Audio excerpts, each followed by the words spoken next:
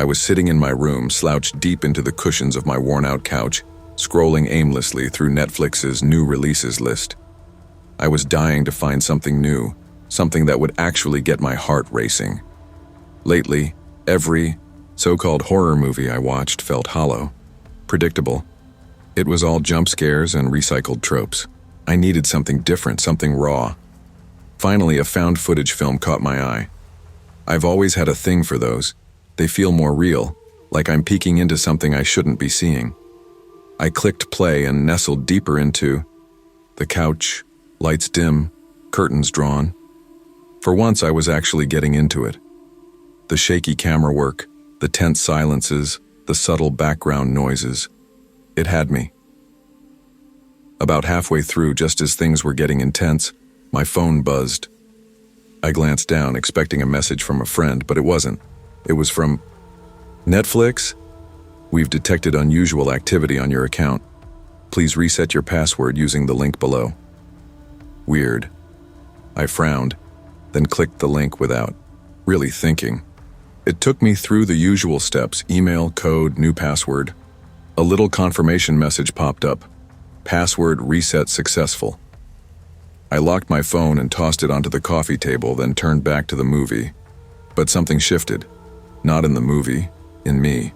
It was like a thread in my brain got pulled too tight. I've watched hundreds of horror films. Nosferatu, Psycho, The Shining, Silence of the Lambs. I'm practically desensitized. But now I felt uneasy. Not the kind of fear that came from the screen, but the kind that crawled up your spine and whispered in your ear when the room goes just a little too quiet. I tried to ignore it. Get a grip, I muttered to myself. You live alone. There's no one here but you. Still, I found myself glancing toward the door of my room. It was closed, but not locked. I stared at it, half expecting it to creak open, revealing a figure just standing there, but nothing happened. I shook my head and laughed under my breath, but it was a hollow sound. You're letting the movie mess with your head. I paused the film and stood up, legs slightly unsteady. I walked through the apartment, checking. The locks: front door, locked, windows, shut and latched, back door, secure. Everything was just as it should be. Still, I couldn't shake the feeling that something was off. I even checked the peephole twice before going back to the living room. By the time the credits rolled, I was exhausted. I stretched, thinking I'd turn in for the night, when I heard a soft crunching noise outside, like footsteps on gravel. I froze. My head snapped toward the window. Raccoons, I muttered. Better not be in my trash again. I got up and walked over, pushing the curtain aside just enough to peek out. But the trash cans looked fine, undisturbed.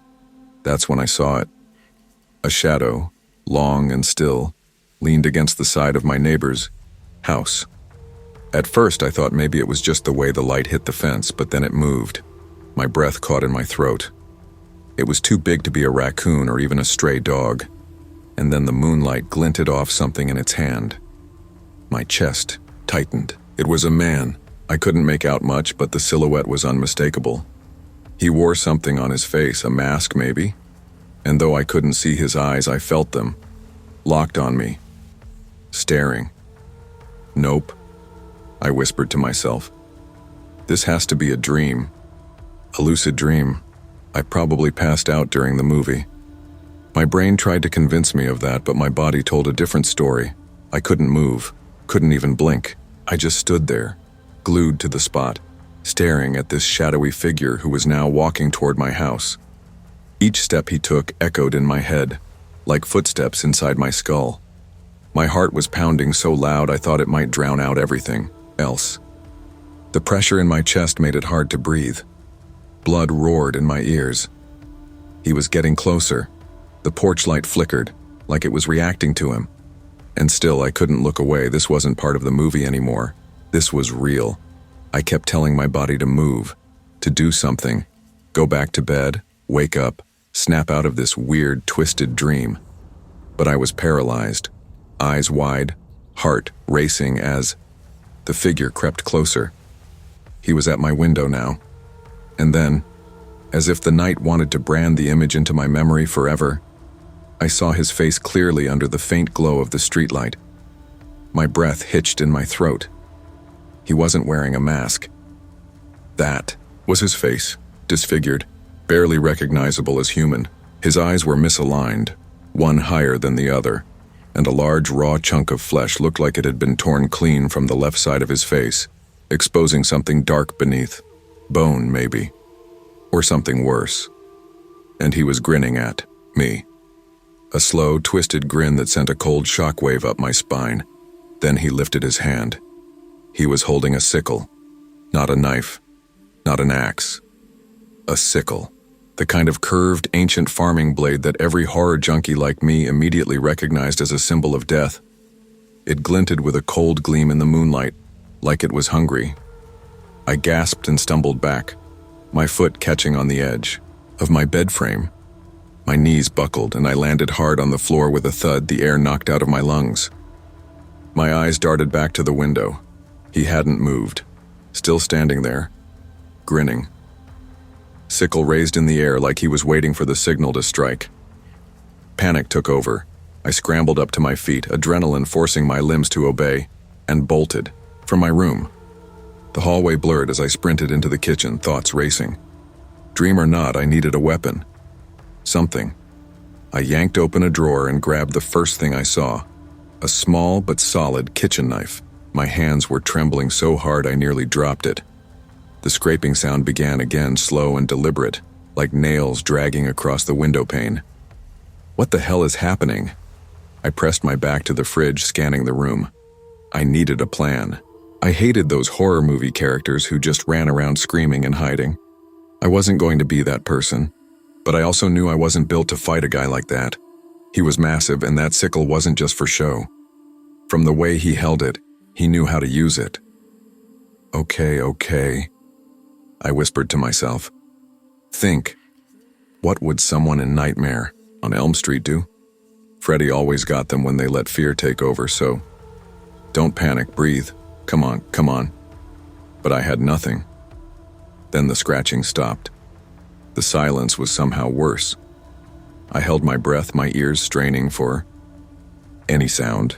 For a second I hoped maybe he left. That hope shattered when a deep, violent bang echoed through the apartment. The front door.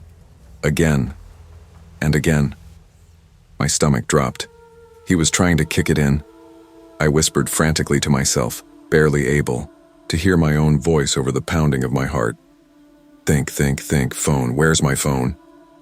How had I forgotten? I bolted from the kitchen and raced back toward my bedroom. My phone was on the nightstand. If I could just get there. Call 911. Someone could get here in time. The front door exploded open with a deafening crash. I screamed and spun around just in time to see him charging toward me. I barely had time to raise the knife before he was on me. He grabbed my shirt with a fist like iron and slammed me against the wall so hard it knocked the wind out of me. I felt something wet and sharp slash across my side, a white-hot pain I couldn't even scream through. The man stared at me with eyes that radiated pure, sadistic glee. That same twisted grin still stretched across his deformed face, blood and drool glistening at the corners of his mouth. Please, I choked out, my voice barely audible. Please just let me go. He didn't answer, just stared, like I was prey caught in a trap. He raised the sickle again, the edge of the blade trembling with excitement.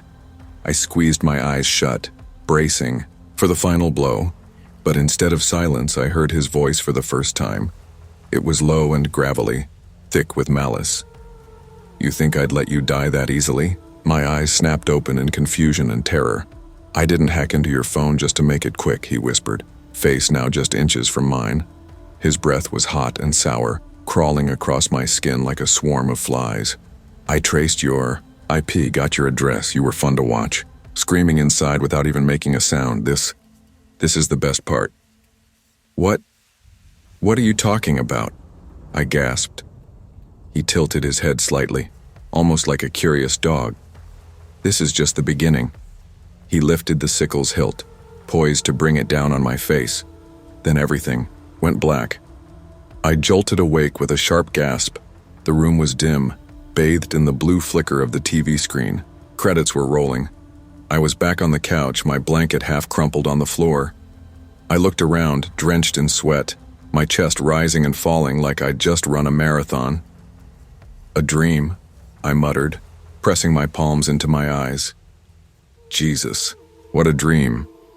I stood up, legs unsteady, and stretched. Every muscle ached with tension. I made my way to the window to get some air, and that's when I saw it. My breath caught. There, etched across the glass, were long, jagged scratch marks, if made by a blade.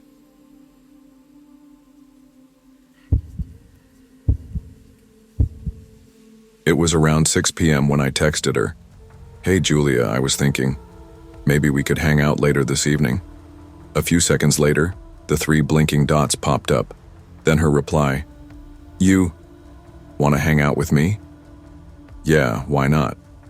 I was thinking, we could grab some dinner, maybe watch a movie, Netflix and chill. I wasn't sure if she got the hint and or the innuendo, but her reply came slower this time. Still, she said, "Okay, I'd love that." Julia lived right next door, always quiet, always alone. She wasn't the type who drew attention. Honestly, I think most guys overlooked her, but there was something endearing about her awkwardness. Genuine. She showed up around 8, dressed nicer than usual.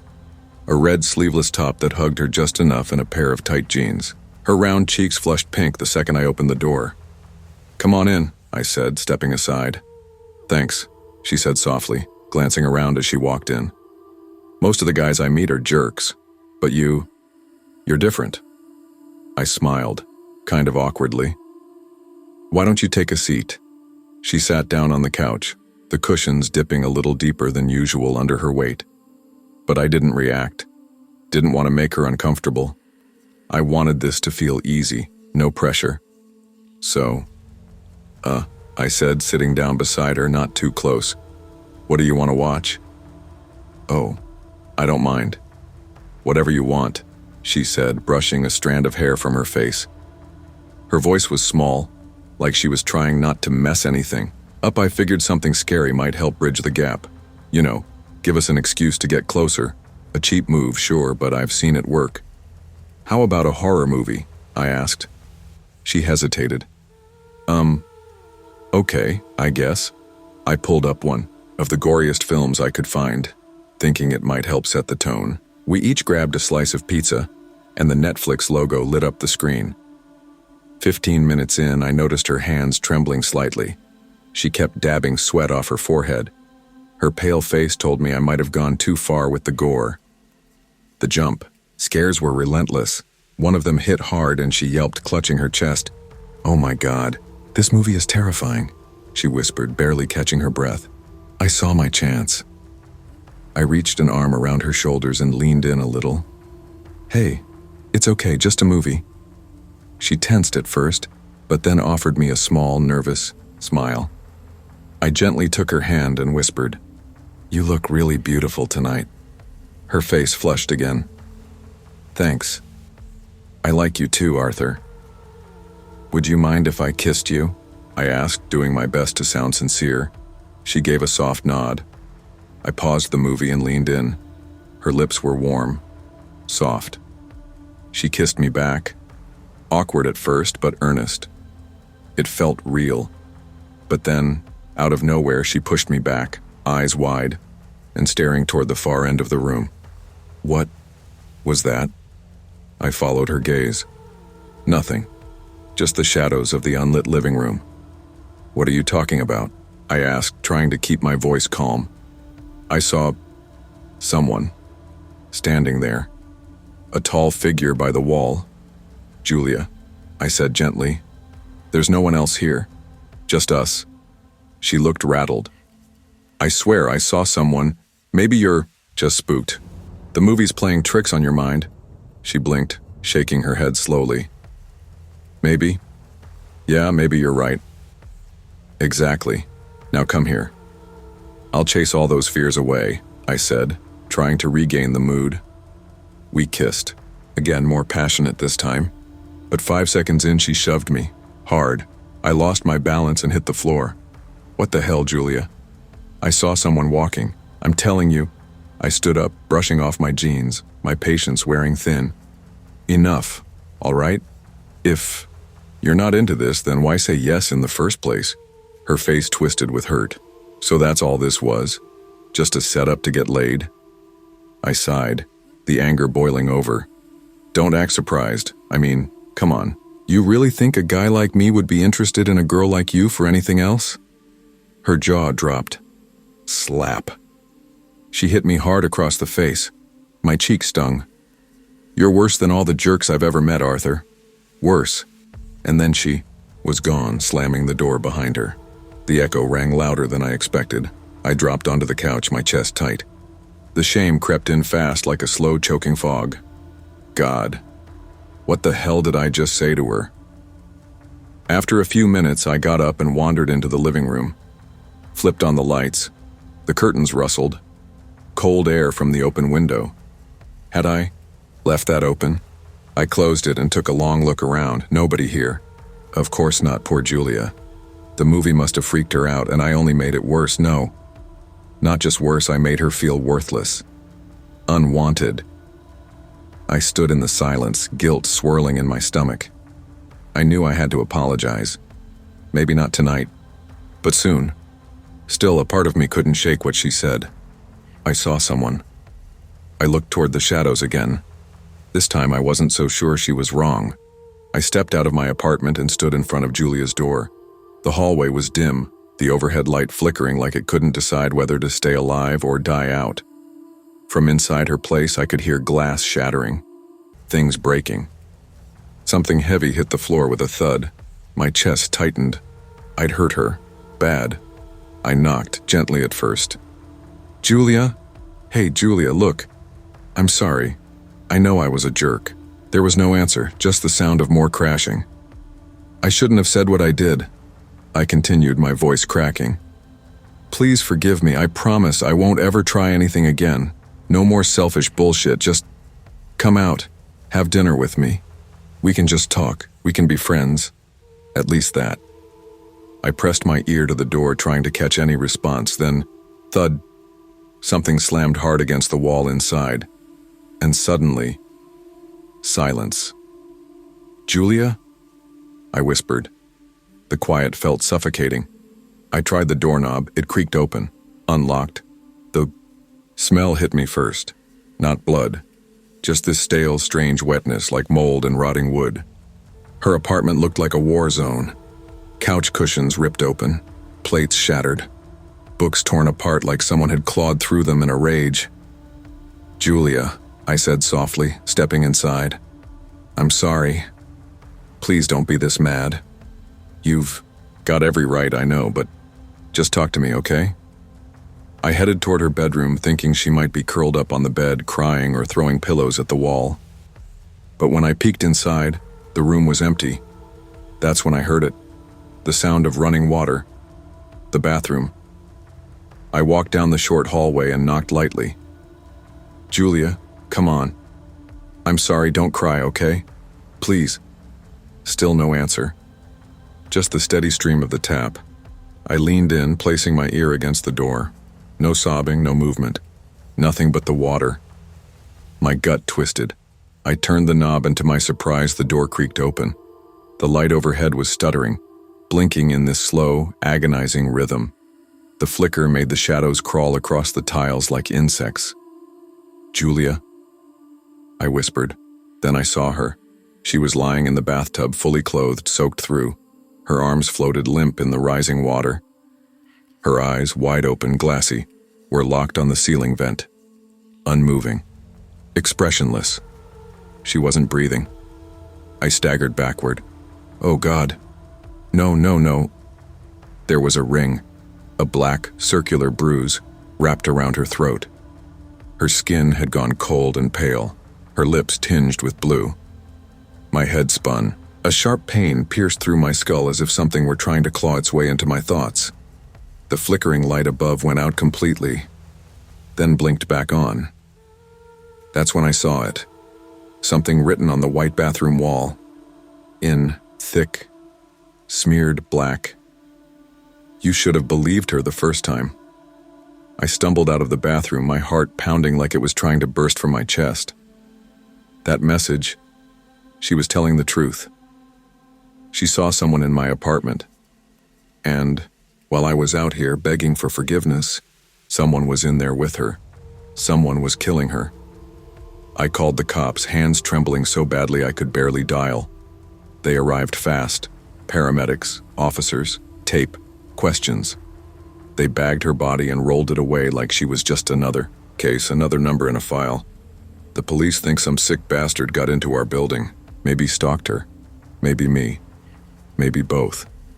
They're still looking. But me? I'm not going anywhere. I stay here now. Same apartment, same hallway, same bathroom, where her eyes stared up at that vent, seeing what I didn't. I'm going to help them, find who did this, and if that monster ever shows up again, if he slips back into this building thinking no one's watching, he's wrong, because I am, and next time, he won't be the one walking out.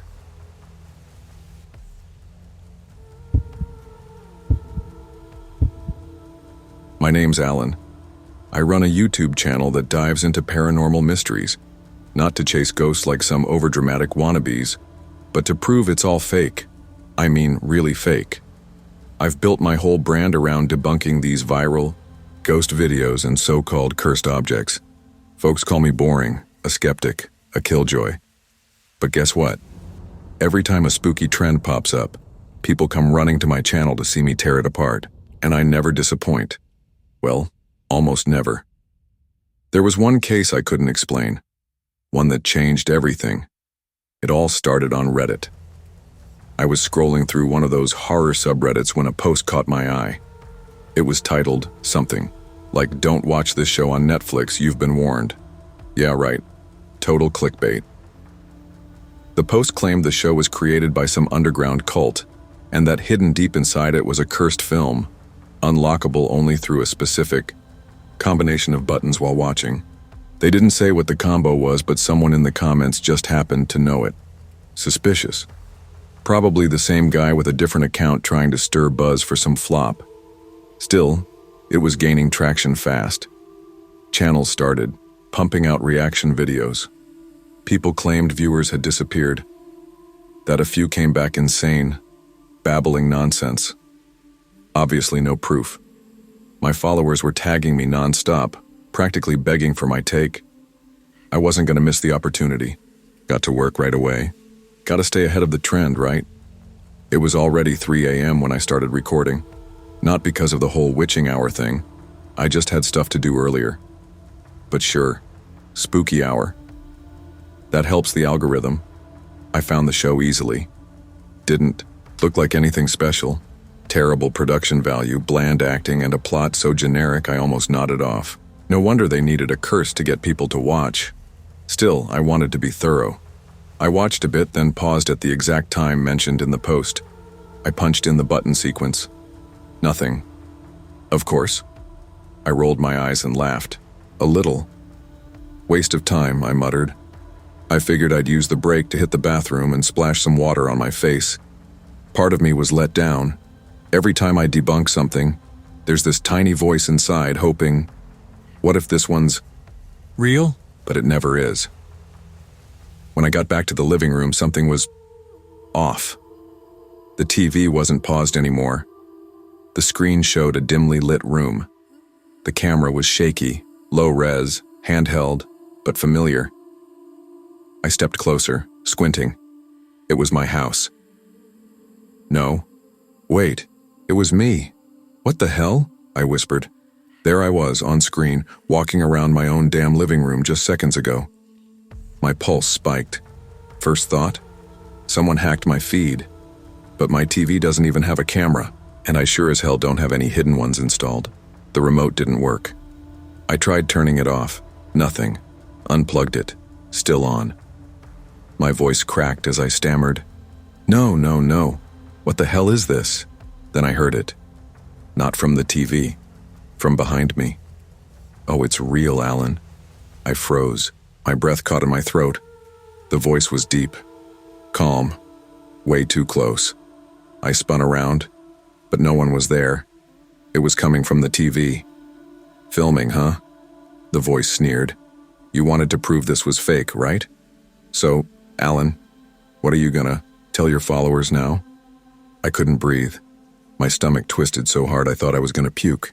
I bolted toward the front door, but it wasn't there. I skidded to a halt. Gone. Just a blank wall like the rest of the house. My heart hammered in my chest as I turned to the windows. Gone too. Every damn exit. Vanished. "No," I whispered. No, what the hell is this?" A sound came from the dining room. A scraping, shifting noise, slow, deliberate. Against every instinct in my body, I crept toward it. Curiosity? Panic? I don't know. But I should have hidden. I should have run. What I saw still haunts me. The thing on the TV, the thing I thought, was just a recording of me, was stepping out of the screen. But it wasn't just me anymore. It had my face, yeah, but twisted, distorted, wrong. Its grin stretched way too wide, pulling its cheeks toward its ears, warping its eyes into bulging, gleaming pits. Its skin drooped in places, and half of its face looked melted like wax left under a blowtorch. Torn, blood-stained clothes hung off it, and when it turned those eyes toward me, chunks of flesh began sliding off its face. No blood, just raw meat, underneath, exposed bone in places. I stumbled back, whispering, This isn't real. I must be dreaming. Please tell me I'm dreaming." The thing cocked its head, grinning wider. "Oh," it chuckled. "You still don't believe? Maybe I should pinch your cheeks. Prove this ain't a dream." I slammed my eyes shut and rubbed them hard, so hard it hurt. "Wake up, Alan. Wake up." When I opened them again, it was gone. But then I felt it, hands on my face. I screamed and ran. My legs barely worked. I crashed into the kitchen, heart pounding, knife in hand, ducking behind the table. Footsteps, getting closer, louder, deliberate, then laughter. Laughs. "Your face, man. Priceless. You really don't get how it works, huh?" I gritted my teeth. I wasn't gonna die like this. With all the force I had, I lunged forward and jammed the knife straight into its throat.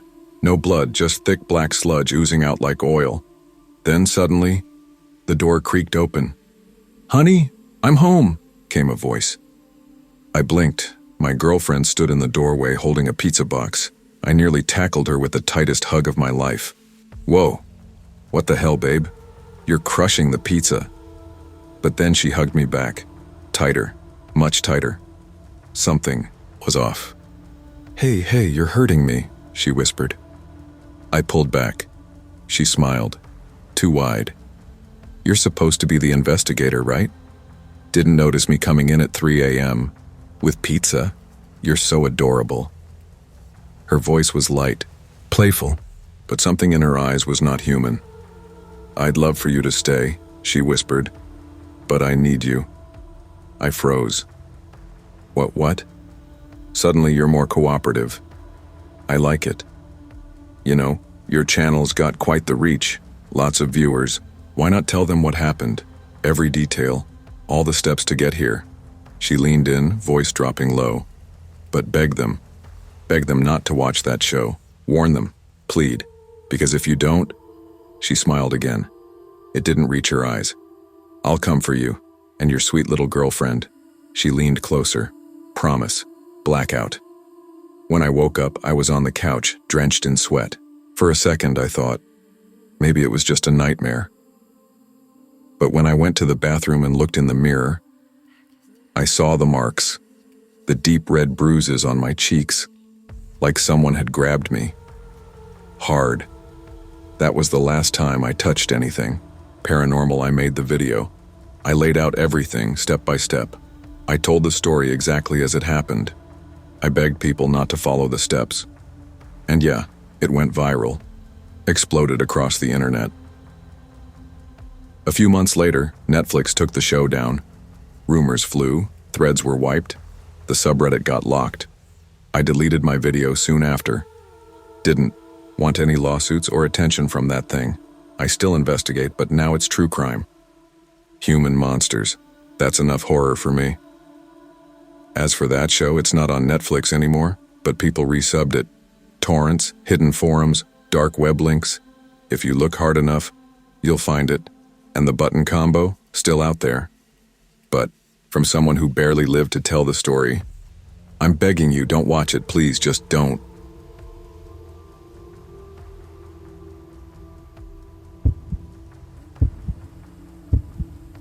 I was never one to believe in urban legends, especially the kind that start with, "Have you heard about that show on Netflix that's cursed?" It sounded like clickbait, a hoax, the kind of thing you'd find buried in Reddit threads next to tales of haunted ROM hacks and cursed YouTube videos. But the thing is, I watched it, and now I can't stop seeing her. Let me start from the beginning. It was a rainy Friday night. One of those storms that seemed to soak the world in gray. The yuck. Kind of weather that made you crave blankets, junk food, and something mindless to watch.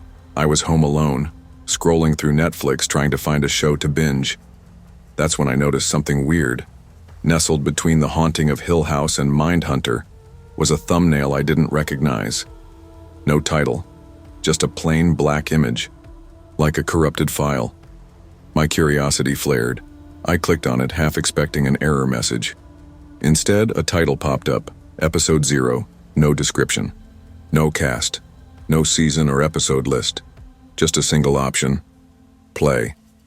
Now, I consider myself a connoisseur of obscure horror. If this was some kind of underground promo or ARG thing, I wanted in. So, I hit play. The screen faded in from black. A girl sat in the middle of a bare, flickering room. The camera was locked in place, no pans, no cuts. Just static footage of her sitting cross-legged on the floor. She looked about 20. Pale skin. Long, jet-black hair that hung like wet seaweed across her face. Her white dress was stained with something brownish red. At first I thought it was fake blood. For 10 straight minutes she didn't move, not even blink. I was about to back out when she finally spoke. "Are you watching me?" Her voice was low, raspy, almost whispered. I froze. Then she tilted her head slightly, just enough to make it feel wrong, like a puppet pulled by the wrong strings. "I can feel your eyes on me," she said again. "You're watching from the other side." The sound design was unsettling. No music, no ambiance. Just her voice and the low hum of old electronics. But the scariest part? She began describing my living room. Brown couch, dusty blinds, empty coffee cup on the table, and "You should really clean up more." My blood ran cold. I looked around. She was right. Every detail. Then she raised her hand and pointed, straight at the camera. At me. "I see you." The screen went black. Netflix crashed. I stared at the error screen for a full minute. Something went wrong. Try again later. That was it. No trace of episode 0 in the recently watched list. Not even in my account history. I searched for nothing. I Googled it. Nothing official. But there were whispers. Blog posts from 2019 mostly taken down. Dead links. Screenshots claiming to have seen it. One Reddit post said, "Don't finish it. She remembers who you are." At this point, I chalked it up to some weird marketing trick, an experimental short film. But something gnawed at the back of my mind. That girl. Her face. It didn't stay on the screen. That night, I woke up gasping, drenched in sweat. My dream had been silent, no sound at all, but filled with flickering lights and static, and her, always her, watching me from corners, under beds, behind, doors, and then the text started. At 3:06 a.m., my phone buzzed. Unknown number. "Are you still watching?" I blocked it immediately, heart racing, but another message came in. From a different number. Unknown number. "She remembers your eyes." I tossed the phone across the room. My heart thudded like a war drum. My apartment was silent, save for the occasional creak of pipes and wind slapping the windows. Then the lights flickered. I stopped using Netflix after that. For a while, things went quiet.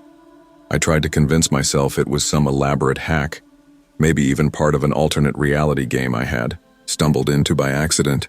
But a week later, I heard a knock on my door. It was the mailman. "Got a package for you," he said. I hadn't ordered anything. No return address, no sender.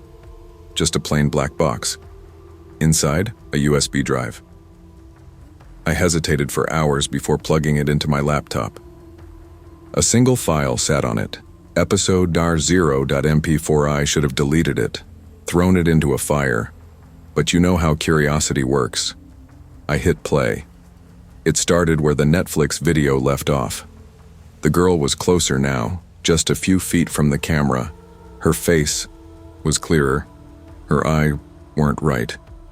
They shimmered, glassy and wet, but totally lifeless, like she was already dead. Her mouth hung open slightly, as if in mid-breath.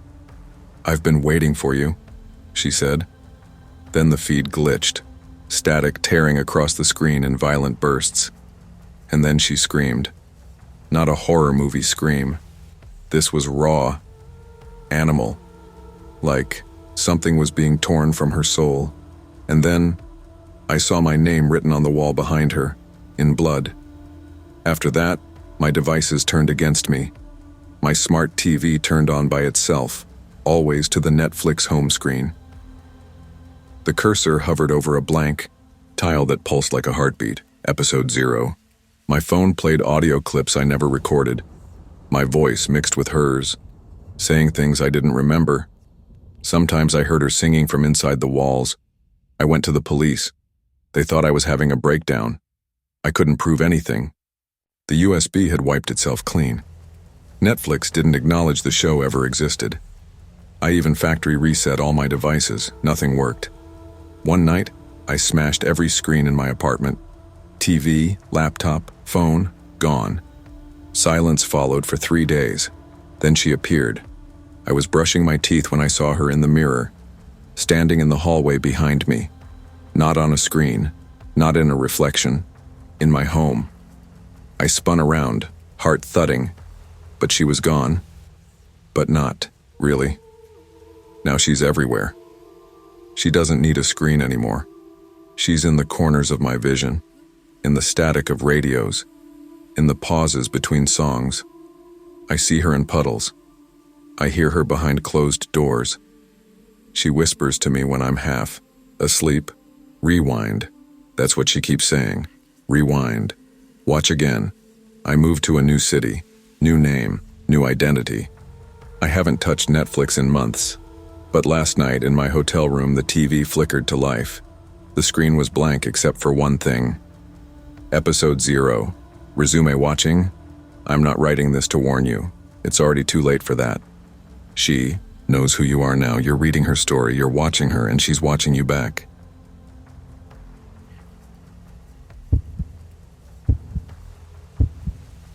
I'm not the kind of person who scares easily. I don't believe in ghosts, demons, or any of that supernatural junk. I'm a realist, someone who finds comfort in facts, in logic, in code. That's probably why I ended up working as a back-end developer for a major streaming platform. I won't say which one, but you can probably guess. It's the one with the black and red logo that knows everything about your preferences, from what you binge at 2 a.m. to how long you hover over certain thumbnails before clicking. Yeah, that one. Anyway, I didn't get into this job expecting anything out of the ordinary. I wrote server-side scripts, managed data logs, cleaned up back-end messes from rushed front-end deployments. It was a grind. That changed when a flagged anomaly landed in my inbox, not from a manager or a team lead, but from the system itself. A crash report triggered by a new feature test that, as far as I knew, didn't exist. The report referenced something called echo play. I searched our documentation. Nothing. Not even in the buried admin logs. I thought maybe it was a dev prank. We did those sometimes. changing movie titles to inside jokes, replacing thumbnails with random cat pictures. But Echo Play wasn't funny. It was eerie. A data worm that ran silently and didn't show up in user-visible features, yet somehow appeared in crash reports from select users. The kicker: the users affected all had similar behavior patterns. Night owls, isolated, prolonged idle viewing sessions, a lot of pausing, a lot of rewatching, like the algorithm was watching them back. I should have left it there, reported it, moved on, but I was curious. I pushed a test build to my sandbox environment, not live, not traceable, and inserted the Echo Play flag. That night, I launched the sandbox client from my apartment and ran a simulation. The interface loaded normally. The black screen red splash. I clicked a random horror documentary. Low budget, poor sound design, some nonsense about haunted broadcast signals. Halfway through, I paused. That's when the wheel appeared. It didn't spin like it normally did. No red. It was black, rotating. Counterclockwise, I hadn't coded that. And then came the prompt, Echo Play detected. Would you like to continue watching yourself? My stomach turned, but I was still thinking rationally. Maybe it was a leftover debug message from an abandoned feature. I clicked yes. The screen cut to static. And then, footage. My apartment, my exact layout, the same dim lighting, the same coffee mug next to my monitor, same flickering hallway bulb I hadn't fixed in months. The figure on screen was me, sitting exactly where I was, wearing the same shirt, except I wasn't moving. I looked at my reflection on the monitor screen. I was shifting, breathing, but the image on the playback was frozen. Then slowly, it blinked. Not in sync. A few seconds later, the figure on screen slowly turned its head toward me. I slammed my laptop shut. Heart pounding, I yanked the battery. Powered off the router. I even pulled the HDMI cable from my secondary monitor. For a moment, the apartment was dark and still, until the smart TV turned on by itself. There was no input source, just static, and then my voice.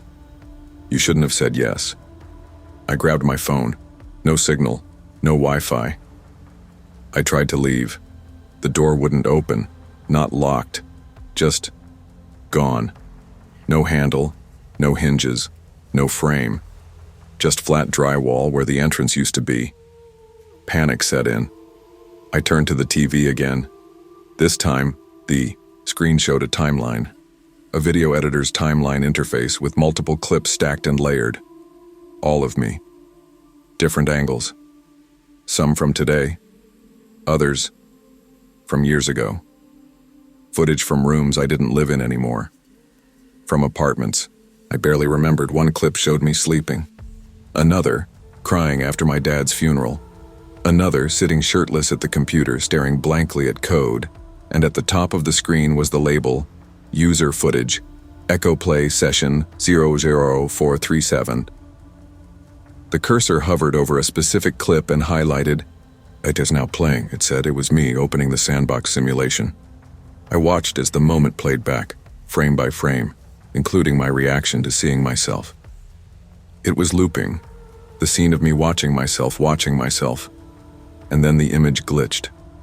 My face melted, not literally, but in that digital way where features smudge and stretch into uncanny distortions.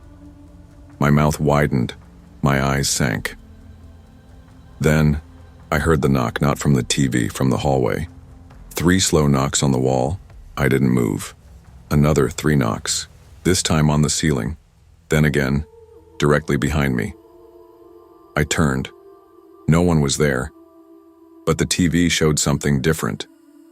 In the reflection of my monitor, behind me, stood a figure, tall, thin, featureless, like a silhouette of static. No detail, just shifting gray and black noise. It raised a hand. I spun around again. Nothing. Then I felt breath on my neck. I ran to the bathroom, slammed the door shut, and locked it. No signal. No light, just my gasping breath and the faint hum of electronics. I opened my phone again, Somehow it had powered on. There was one message. From Echo Play Session Incomplete. Please return to continue watching, or we'll finish editing without you. That's when the lights flickered. My reflection in the bathroom mirror blinked late. It didn't follow my movement. It tilted its head and smiled. Not me, not my face. A corrupted, lagged version. Then the mirror cracked, not from a hit, not from pressure, but from within, as if something behind it had tapped. Blacked out. When I woke, I was on the floor of my living room. My laptop was shut, the screen black. Everything seemed normal. The door was back. My phone had signal. Had I hallucinated all of it? Sleep deprivation? Psychotic break? That's what I told myself. Until I opened the Photos app. There were 17 new videos saved, all titled, "Me Watching Me." All time-stamped for the past 4 hours. Each one was footage of me sitting, screaming, crying, staring blankly as something invisible whispered into my ear. Something I still couldn't see in the frame, but I could hear it. I deleted everything, smashed the laptop, threw out the router, bought a new phone, switched streaming platforms, and still, sometimes late at night, when I fall asleep watching something, I wake up to that buffering wheel spinning the wrong way. No remote, no input, just a question on the screen. Would you like to continue watching yourself? I always click no now, but one day my finger might slip. If it does, and you find yourself reading this, don't investigate. Don't try to debug the code. Don't seek out Echo Play, because it's not a feature, it's a feed, and you're the content.